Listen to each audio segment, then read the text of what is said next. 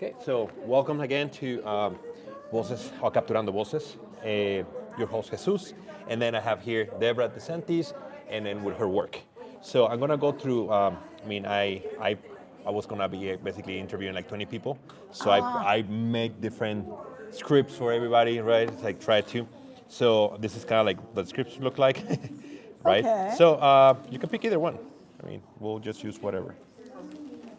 Every script is a different questions, It's almost Okay, in the so same. let's go to Let's the. go. Let's see what your lucky Let's number. be spontaneous Spontaneous. here, right? 11. So we got 11 for you. Script 11. Yes.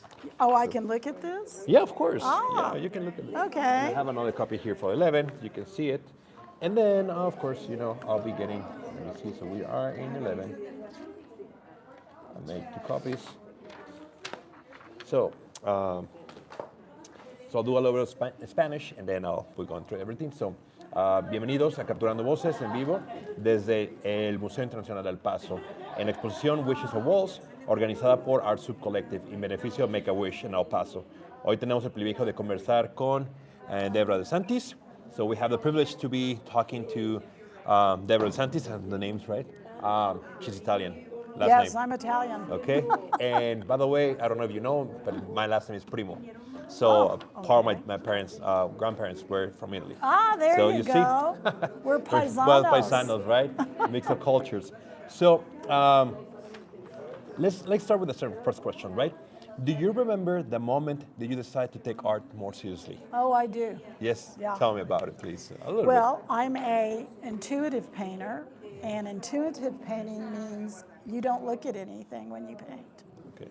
So it's all spiritual. It just comes, whatever emotions you are engaging with that day or whatever circumstances, that kind of prompts your spirit, and then I consider it a spiritual kind of thing. So I am a pharmacist by profession, which is not creative and it's pretty analytical. So the way it happened was I quit my job in 2010, retired from the state of Texas after 31 years as a pharmacist and administrator to take care of my mother, who was having some health issues, and they told me she wasn't going to have too long. So I quit to be at home with her and the caregivers to assist. And it was a long goodbye. She had some sort of dementia. Okay. And it was a very long goodbye. And it was very physically and mentally challenging. And emotionally. Yeah. And when she died, it was just very, very impacting on my life. I had quit my job. I had no children. I was not married, and I wasn't even a daughter anymore. Both my parents were dead. A lot of my siblings were out of town and had very full lives, and I was just heartbroken, and I just heard God very clearly telling me, just rest now. It's okay. Because there were literally days I was so emotionally worn out and physically from the ordeal of her illness. And so I did a lot of that, but then, it becomes like, okay, what am I going to do now? This is ridiculous. And one day in her kitchen, she had a very large kitchen, come from a very large family. And we always centered everything we did in the kitchen and at the table. Very big Italian family. And very similar to the culture in El Paso. And so I bought some paints and I bought some canvases and I started making marks on a canvas. And when I say making marks, I'm telling you, I just started making marks because I didn't know what I wanted to paint. I just had to do something. Have you painted before? Like in my early 30s, and at this point I was in my very almost late 50s, getting ready to turn 60, around 57, 58. In my early 30s, I had taken from a local artist. She had some classes in her home, and I had taken from her and learned, some basics. I would go once a week and at night after work. But she was very analytical in terms of the painting. She tried to teach perspective, of course, which is a foundational part of painting. And I just couldn't. I was impatient with it. It made me anxious because I'd look at a picture and I couldn't make it look like that. And I was like, it does not look right. And so eventually, after about a year and a half, I stopped and I didn't do it anymore. I had always written poetry. I had always had an eye for color and beauty and that kind of thing. So I'd let it go. But then I just thought, I'm just going to paint what I'm feeling. And so that's what I did. And she had a big kitchen, I mean huge. And I would just paint it, and I didn't know what it was. And then I would just line them up against the walls. And my family would come to visit. They didn't like to go visit because my mother died in that house. Okay, so And they were like, you need to get out of the house. Why don't you move back to your house? And I was like, no, I'm not ready. This is, you know. Something you needed. You felt you needed. Yeah, I had stuff to do with her stuff, and you know, but so long story short, I started piling them up around the wall. I'd go buy another one and just paint. And they would tell me, what are you painting? My God, what is this? What is it? What is it supposed to be? It doesn't look like anything. What is it? And I mean, they were really not very supportive. But I wasn't painting for approval. For them or for a purpose. It was just. I wasn't painting to sell it. Yeah. I was just. It was my therapy, okay? Plus, it was communion for me. I really felt God when I did that. He was healing my heart. And so they continually tell me, what are you doing? Oh my God. And then I know they were telling each other, we're really worried about Deborah. Have you seen what she's painting? What is it? And I was like, what do you all care? Because it's just for me. Exactly. But you can't keep piling them up. I said, well, what do you want me to do? They said, well, try to sell them. I said, how? Really? Because you guys are like over here not giving me very much. Well, try. I said, okay. So I had enough, and I thought, I'm going to try to see if I can go to Christmas Fair this year. And you went? Yeah, I did, because I thought they curated the show, and I thought, I'm not going to get in. I'm not a well-known artist. I'm not a local well-known artist. So I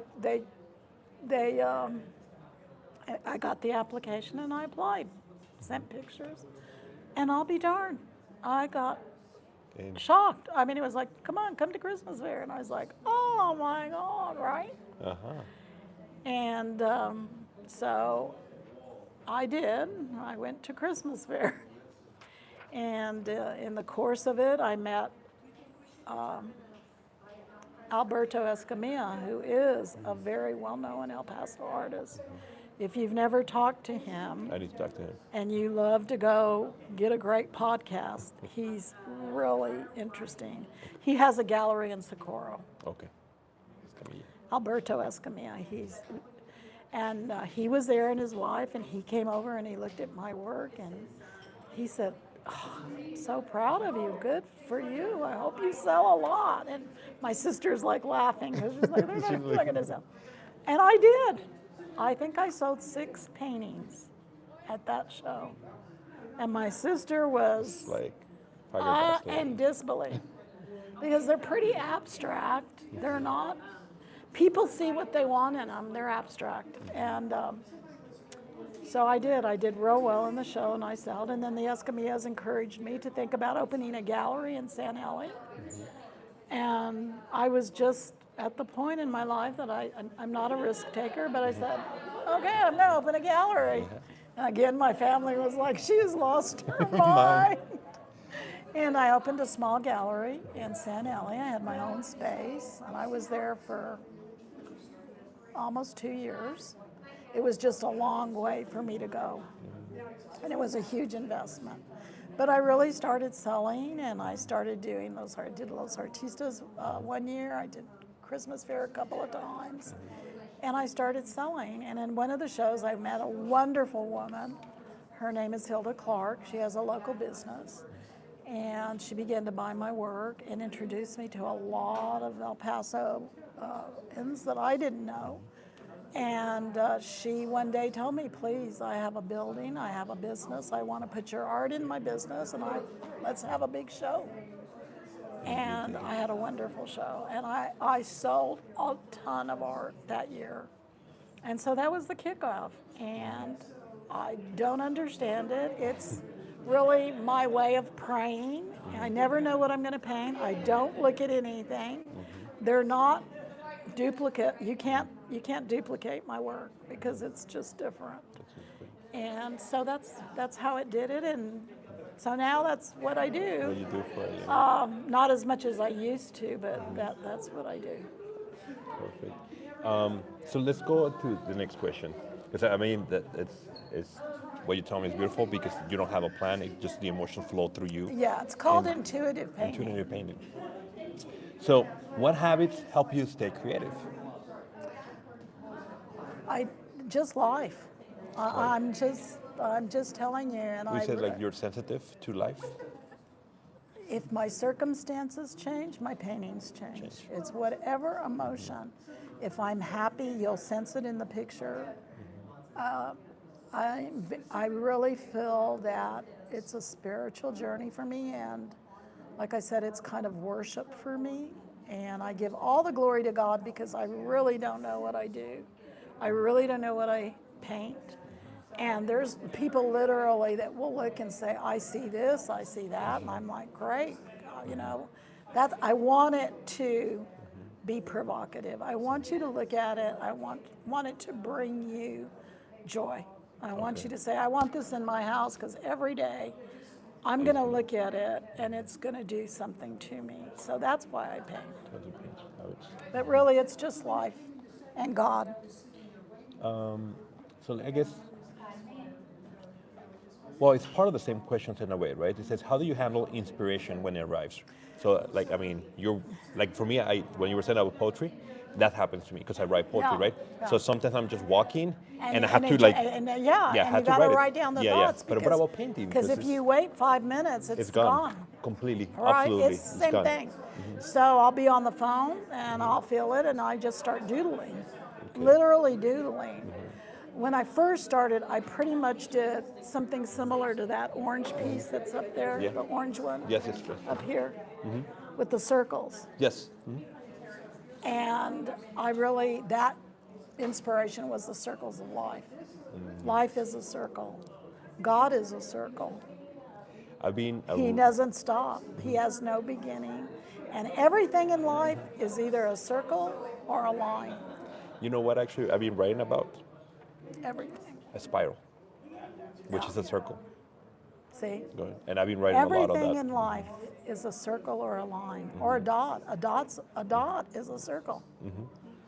And so when I would say, Lord, what am I painting? The circle of life. It's a circle. Everything, you can relate to that. So I just doodle, get a pen. If I'm just sitting there, that's what I do. I think it's in our family. I have a brother who's an architect, and I'll notice he sits down on the phone and he's doodling. It's just part. I think everybody has the creative spark. I really do. Yeah, I think so too. And I think people don't realize it and they get scared of it. I was scared of it when I went to a class and they wanted me to draw the line this way and the perspective. Yeah, of course. I couldn't do it and it frustrated me, but I can let go. I call it dancing with paint. I just dance with the paint. Yeah. Right? It just goes to it. Yeah. Interesting. So, for instance, in this one, right, the story behind this piece, and then how does this piece connect to your artistic journey? So I guess we're gonna do like the two questions. Well, so this piece is called "Sing a Song of Praise," and to me, it's a very happy. There's a lot of motion in it, 4, 3, sing a song of praise. and a lot of small pieces of color if you look closely at it, and it just reminds me of the Holy Spirit and worship and the joy of the Spirit. Like, you say the red is kind of like the fire and the blue is like the calm, I guess. I don't know, but someone else will look at it. I even see an angel in it. I Do you see see like the a form angel? around in the center. Yeah. I see the angel. This one has a cross in it. Some people can't see it, I do. I even see the corpus on the cross in this one. Some people can't see it, I do. So it really is a work of spirit. And like I said, I'm just an instrument. I just paint. I'm like, okay, God, what do you want me to paint today? And I love color. I love color. I love to experiment with color. And so I love mixing the color and the texture. You know, if you hold it sideways, saw there's this a lot line of here, texture there, on yeah. it. There's even, I don't know where it is now, maybe it fell off. There was a Because I big, saw this one here. there was a big this blob line, in it somewhere. and then this one here in red. There's a lot of layers in the painting. That you put in the layers. I see. So I guess, so I'm gonna actually draw. This is actually a little box that I have like questions. There's some random questions. I Okay. create like 50 questions. It's like, let's see what question that comes out of Okay. it. And so we'll see. So you can get whatever question is here. And then you can, let's see what, This is like a fortune cookie. kind of, but we'll see what the question is, if he hits the nail or not. What's Is it a the tough question? crazy? What is the craziest excuse you've given to justify an piece of art, an artwork? Is that what you're asking me? Yes. Can you? Elaborate on it. Yeah. Can you elaborate on So that? basically, part? it's kind of like, think about it like on a way of like when you were saying about the beginning of the painting, right? And that you were just painting through the emotions, right? And then someone, your family, came in and showing us like, what are you doing with that paint, right? And then sometimes because of rationale, right? We want to put always, like, I mean, you've been a pharmacist, right? And have the brain of a scientist in a way, right? Right. You want to basically always like have a rationale behind things, even Yeah. though they're not sometimes. You know, I think my personal perspective to that, right? I guess I would say the thing I always tell people, I'm just dancing with paint. That's my excuse. When they ask me, what is it? What are you doing? What is it supposed to be? Yeah. It's never supposed to be anything with me. I don't say, oh, I'm going to make a flower. And I seriously mean that. And it starts with just a mark on a white canvas, and then it's like, And that it goes. I just into- go. When you say you just go. For instance, we started this painting, right? You started, like, do you stop to paint like certain amount of time? Do you go back to it? Let's for an example, in Well, like 30 days, a month, 2 months. One of the things I've had to do, I started doing oils. Okay. I had to abandon it because I'm too impatient. I can't wait for the paint to dry. For to dry too. Yeah. When I go to paint, I paint.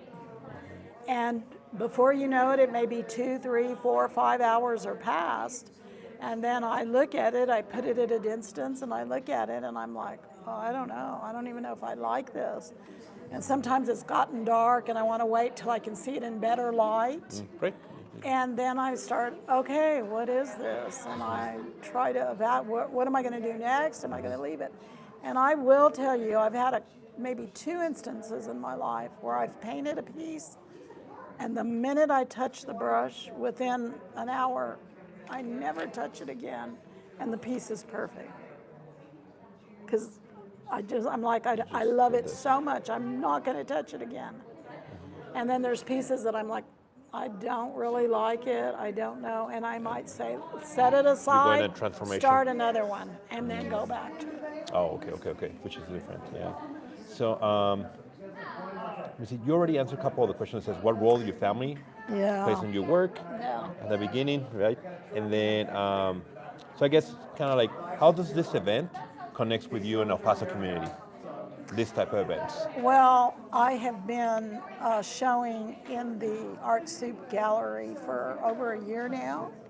And when I heard they were going to do Make-A-Wish, I wanted to do it. I wanted number one, I love this museum. I think it's a jewel in the community. I think it's Beautiful. I've never been here until today. real underrated. Yeah. I think it's real underutilized. And I just think it's a showcase. And so I love showing in this museum. In 2014, I had a one-woman show in this museum. I had the whole gallery to myself. I had 50 paintings. So I have a very special heart for the museum. And then I love children, and I love the fact that it's for children that are in a desert place going through a trial and their families. So I wanted to be a part of that. And I think children that are suffering have a very special place in God's heart. Absolutely. And I wish I had had an opportunity to sit down with a bunch of them and just bring them some joy. That was it. I painted that piece for the show with some children, that square there, and it's going to be auctioned off. So that was kind of why I wanted to be in the show. Beautiful. So, what do you dream of achieving with your art in the next 5 years?